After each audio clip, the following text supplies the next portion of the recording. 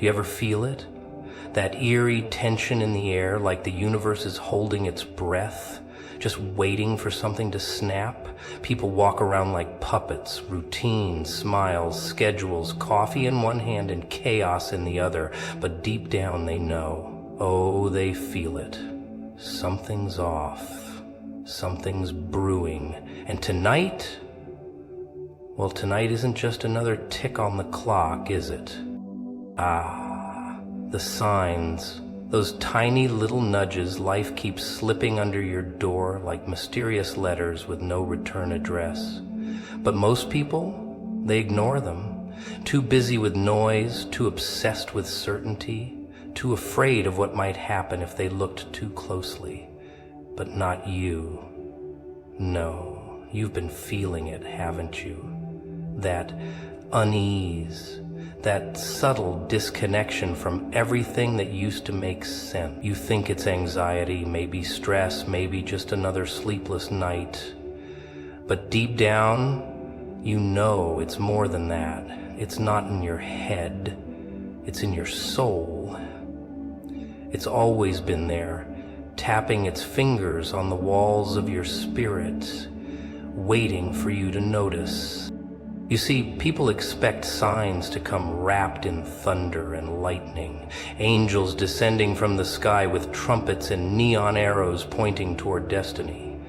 But the real signs, the real signals, they're quiet, clever, creeping. They hide in the patterns that don't make sense anymore, in the people you're suddenly outgrowing, in the places that once felt like home but now feel like cages, in the conversations that leave you hollow instead of full, in the laughter that feels forced, the routines that now itch, the mirror that doesn't reflect who you are anymore. That's not coincidence. That's not burnout. That's transformation, dressed in discomfort. But of course, no one teaches you how to listen to those whispers. They want you to follow the map, stick to the path, keep smiling, keep producing, keep pretending everything's fine. But your soul doesn't care about maps. It doesn't follow GPS. It follows truth. And truth, oh, truth doesn't shout. It flickers. It pulses. It repeats itself over and over until you're either brave enough to face it or foolish enough to keep running from it. And tonight it's louder than ever, isn't it? Not in a dramatic way, no explosions, no earthquakes, just a strange stillness in your chest that won't leave you alone. A sense that something's about to crack open, something invisible but heavy, resting right behind your ribs. That's not your imagination, that's alignment. That's the universe shifting its weight. That's the divine knocking, not on your door, but inside your bones. Because whatever is coming, you were made for it. You've always been moving toward this moment, even when you didn't know it, even when you were stuck, broken. But here's the catch. Change doesn't care if you're ready. Destiny doesn't need your permission. When the divine decides it's time, it moves with or without your comfort. It just starts rearranging everything. People vanish, plans dissolve, emotions spike. Everything that was secure suddenly feels unstable. But that's not punishment.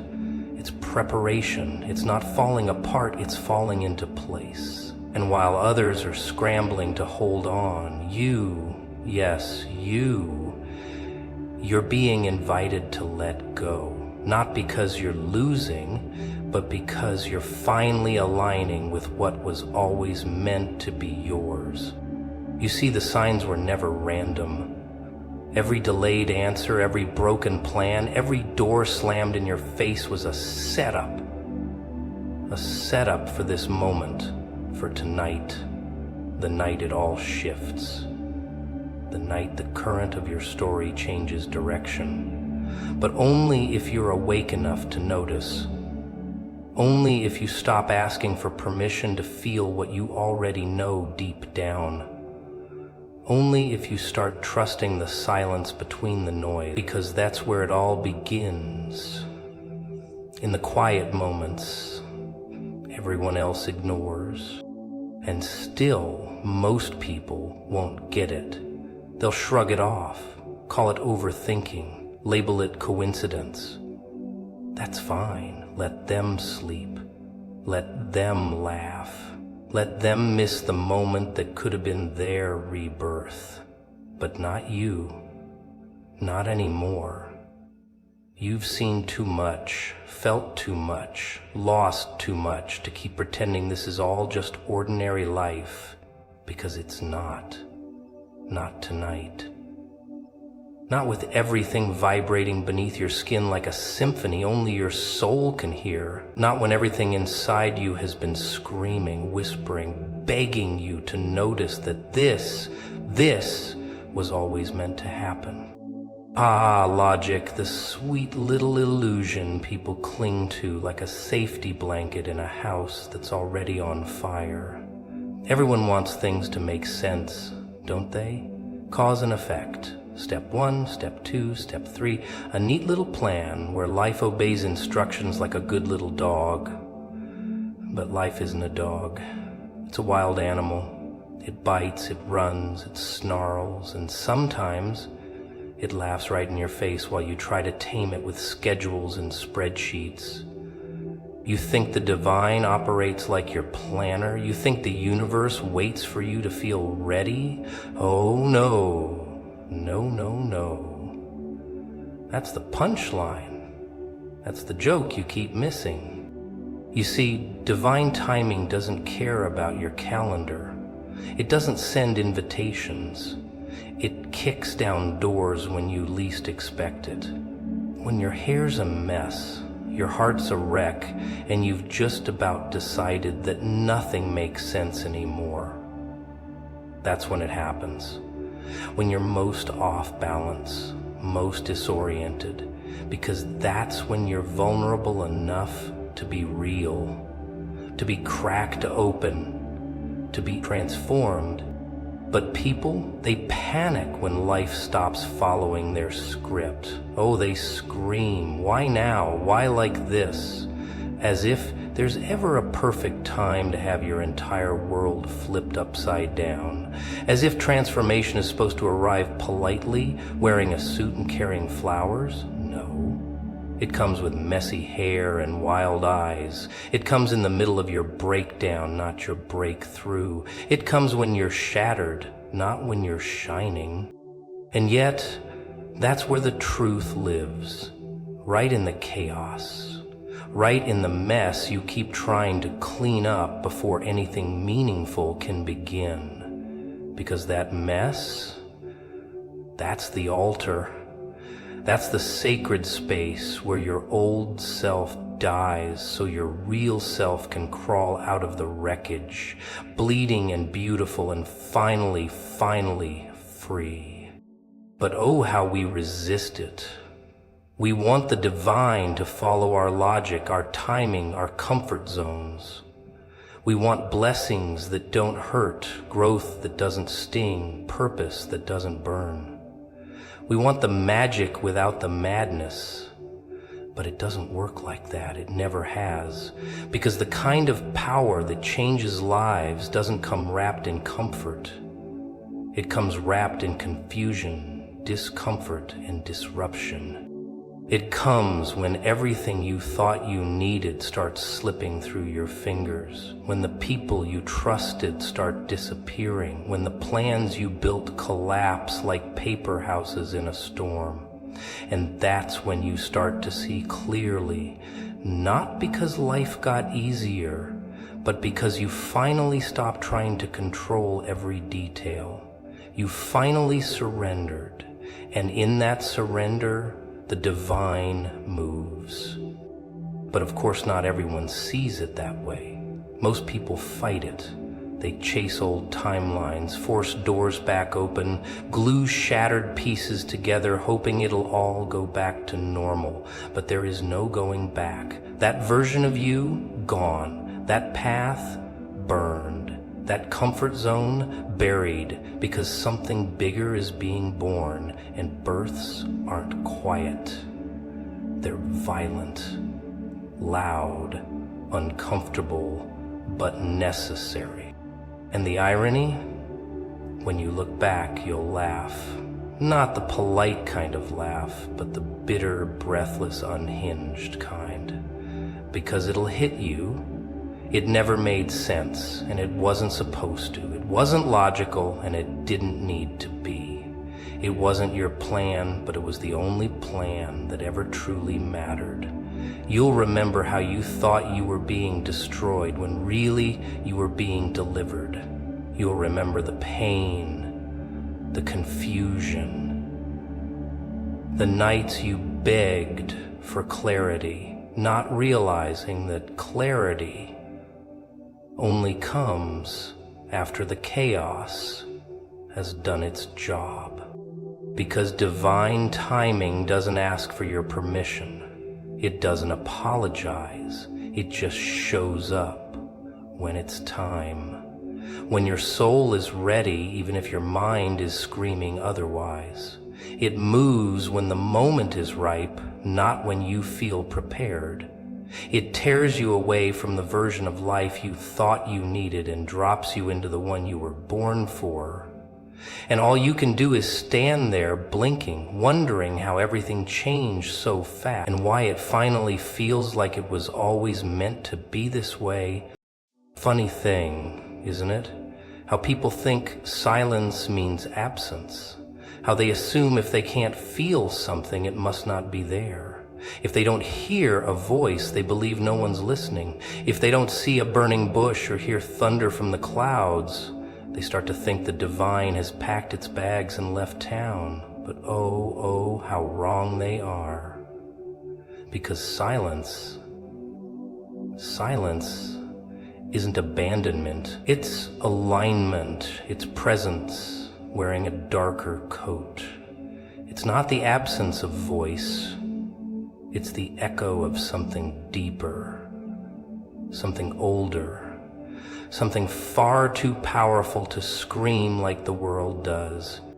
See, people want drama. They want miracles wrapped in flashing lights. They want God to show up like a celebrity on a stage with fireworks and a soundtrack playing in the background. But what they don't understand is that the real miracles, the raw, spine-twisting kind, happen in the quiet, in the stillness, in the pause between your breakdown and your breath, in the spaces where you think nothing's happening when actually everything is shifting under the surface. Because that's where it starts, in the silence. That thick, eerie silence where you start questioning everything, your purpose, your path, your own damn sanity. And that's when you think he's gone. That you've been left to rot in this pit of confusion, but it's in that moment, right there, when the foundation is being torn and rebuilt beneath your feet. It just doesn't make a sound when it moves. The biggest shifts never do. And here's the kicker. Silence is not punishment, it's strategy. You're not being ignored. You're being prepared. You're not being forgotten. You're being refined. But tell that to someone in the middle of it. Go ahead, try. Watch how they look at you like you're insane. Because when the silence stretches, when prayers go unanswered, when nights feel colder than death, people panic. They assume the absence of noise means the absence of presence. But the ones who've been through it, they know.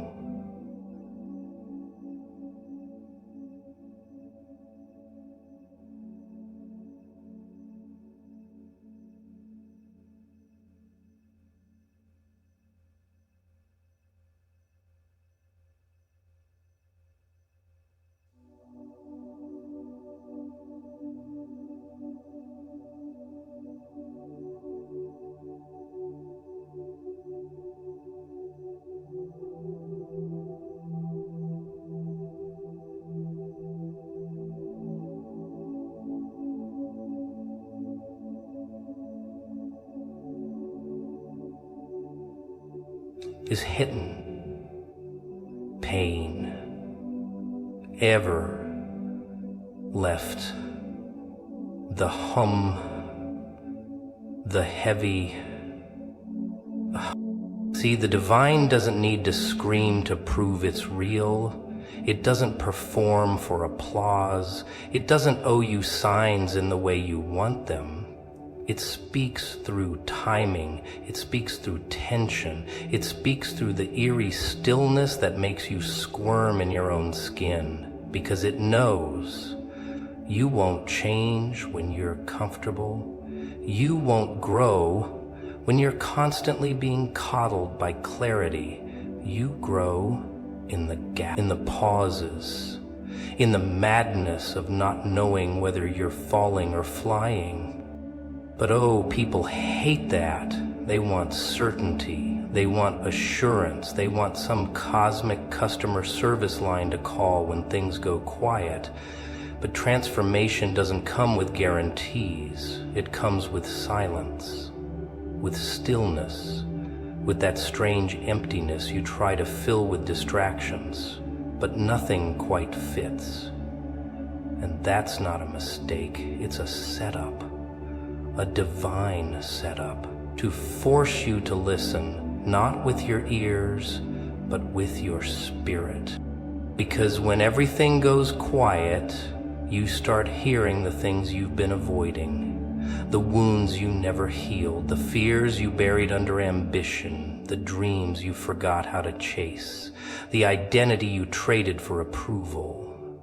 It all comes crawling out in the silence, doesn't it? And maybe that's the point. Maybe that's why he stops talking, so you start listening, so you finally face the parts of yourself you've been running from.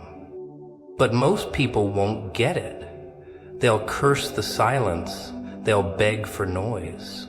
They'll chase counterfeit answers just to fill the void. But not you. No. You've been in the hush long enough to know it's holy. You've been still long enough to feel the weight of something unseen pulling you deeper, shaping you slower, stronger. You know the silence doesn't mean he left. It means he's close. So close, he doesn't need to shout. So close, he wants you still. So close, he wants you to hear not just him, but yourself, the version of you buried under all the noise, waiting to rise from the hush, untamed and unshaken. You ever notice how people act like timing's just a coincidence, as if things just happen? Oh, how sweetly naive. They stumble into chaos, fall face into miracles, and then sit there scratching their heads like it was all a fluke. But what if it wasn't random? What if the clocks that tick around you were never yours to begin with? What if the gears turning behind your life were wound up by something far more dangerous, far more deliberate than you could ever understand? What if tonight wasn't just another night? See, the problem is, people are addicted to control. Oh yes, they love it. They wear it like a badge, thinking if they plan enough, schedule enough, micromanage every hour of their precious little lives, they'll be safe. But fate doesn't give a damn about your to-do list. Destiny laughs at your alarms, and God doesn't follow your calendar. He doesn't need your permission to change your story. When he decides it's time, oh, believe me, you won't get a polite little warning. You'll just feel it. A flicker, a whisper, a glitch in the routine. Something strange in the air, like the scent of gasoline before a match is struck. And tonight, something's different, isn't it? You can feel it. Don't pretend you don't. That eerie stillness, that weight in your chest, the way the wind moves like it's carrying secrets. You try to shrug it off, act like you're just tired, maybe overthinking, but deep down, you know better. Something's coming. Not in fireworks, not in explosions, no. It always starts subtle, like a soft knock at the back of your soul. You ignore it once, maybe twice, but it grows louder, sharper. It starts invading your thoughts, interrupting your sleep, twisting your gut with a sense of urgency you can't explain. Because when God decides the clock has struck, He doesn't wait for you to be ready. He moves, fast, quiet, unapologetically. He tears the curtain down when you're still holding the script. He flips the scene when you thought you were in control. And suddenly, everything shifts. The people around you act strange. The plans you were so sure of start falling apart. The things you relied on begin to dissolve. And you're left wondering, why now? Why tonight? But that's the art of it. That's the chaos you can't tame. Because divine timing isn't comfortable, it's confrontational. It disrupts, it dismantles, it forces you to let go of everything safe so you can step into everything sacred. But oh, most people won't do it. They'll cling to their routines like lifelines, even when those routines are choking them. They'd rather rot in certainty than dance in mystery. They want God to send a memo, not a moment. But He doesn't work like that, no. He prefers sudden plot twists. He prefers late-night whispers. He prefers to shake you awake when you've been sleepwalking through your own life. And that's what tonight could be. The shake, the shift, the divine interruption. The kind of moment that doesn't come with instructions, just intensity. The kind of moment where you're either bold enough to move or foolish enough to stay. 'Cause let's be honest, most people miss their turning point not because it wasn't there, but because it didn't look the way they expected. They were too busy looking for burning bushes to see the fire building inside them. But not you. No.